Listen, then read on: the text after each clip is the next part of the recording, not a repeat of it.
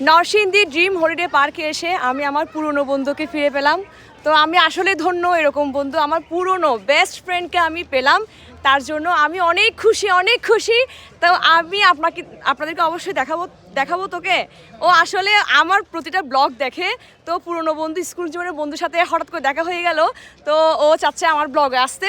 তো আমি তাকে দেখাচ্ছি কেমন আমার খুব বেস্ট ফ্রেন্ড, মানে ও আমাকে খুব বেশি দেখতে পারে, খুব পছন্দ করে আর কি। তো দেখাবো তো, আসবি?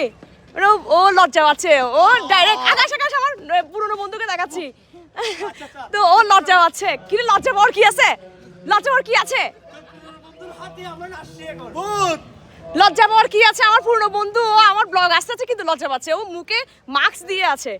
আচ্ছা তো দেখাই কেমন আমার পুরনো বন্ধুকে। আপনারা এক্সাইটেড তো আমার পুরনো বন্ধুকে দেখার জন্য? সবাই সরো প্লিজ, আমার পুরনো বন্ধুকে, স্কুল জীবনের বন্ধুকে আমি ফিরে পেলাম। তো এই হলো আমার পুরনো বন্ধু, সবাই একটা হাততালি দাও, আমার অনেকদিন পর আমার ব্লগ আসছে।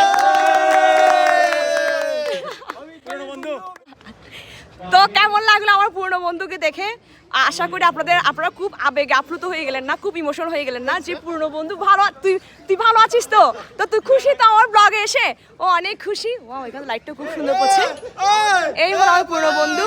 তো ড্রিম হলিডে পার্কে অনেক ধন্যবাদ, নরসিংদী ড্রিম হলিডে পার্কে অনেক ধন্যবাদ। আমি আমার পুরনো বন্ধুকে এখানে ফিরে পেলাম, তার জন্য পরিচালকদেরকে অনেক অনেক ধন্যবাদ। টাটা দিয়ে দে বন্ধু, টাটা দিয়ে দে।